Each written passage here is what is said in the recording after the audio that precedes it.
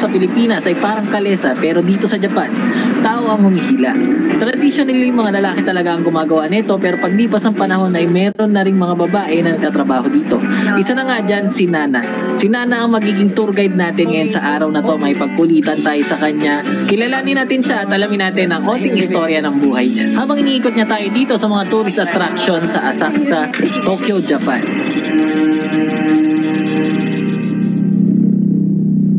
Ang plano ko gawin is magpapanggap tayo na turista, kasi gusto ko sumakay sa babae na driver and hindi natin sure kung meron pang sunod-sunod lang sila doon, hindi ka makakapili. So, gagawin natin, kunyari turista tayo para madali tayo pagbigyan. It's 4,000, Yes, 10 minutes, Yes. one person. And I saw on YouTube, you have female drivers, right? Oh, okay. This is Asakusa map, and we are here to main area. Right side of temple. Si Dito is in-explain lang sa akin ni Kuya yung mga course na pwede mong piliin. Iba-iba ang destination niya. Depende sa pipiliin mo. And depende kung ilang minutes yung i-avail mo sa kanila. So ito yung mga rates. Pakipost na lang kung gusto mo siyang makita. So nag-aantay lang tayo ngayon ng rider. At ayan si ate. Mukhang yun ang magdadrive para sa ate.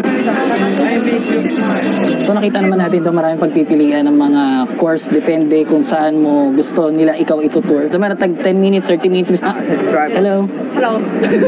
It's okay to take video? Yeah. Okay. So lagi niyo tandaan kapag magbibideo kayo ng ibang Japanese, lalo yung mga nagbibigay ng service, is itanong niyo muna kung pwede mag-video. Dahil hindi naman lahat ng Japanese is komportable na tinututukan ng camera at binibidyohan sila. Ayun, may kulay buhok, maganda rin. Thank you. Let's go. Okay. Where are you from? I'm from Philippines. Paramako. Hello. So, what's your name? I'm Nana. Nana. Nana-chan. How do you say my name is Nana in Tagalog? Ako si Nana. Ako si Nana. Ako si Nana. So wait a moment, please. Okay. So ayan, ipe-prepare na lang muna. So your map is from here. 1, 2, 3. 1, 2, 3. And please start here. Okay. So do you live in Japan or Yes, I'm living in Japan. in Tokyo? Tokyo. Ota City. Ota City. Maybe 1 hour from here. It's 1 hour. Okay. So siya mismo yung magkakabit ng seatbelt sa'yo and yan, tatakpan ka niya ng red na parang Lean tent. back, please. Okay, so mula dito nakasakay na tayo ay hindi na kailangan yung acting ko na turista at hindi ko na kailangan magpa-English. Okay. Good.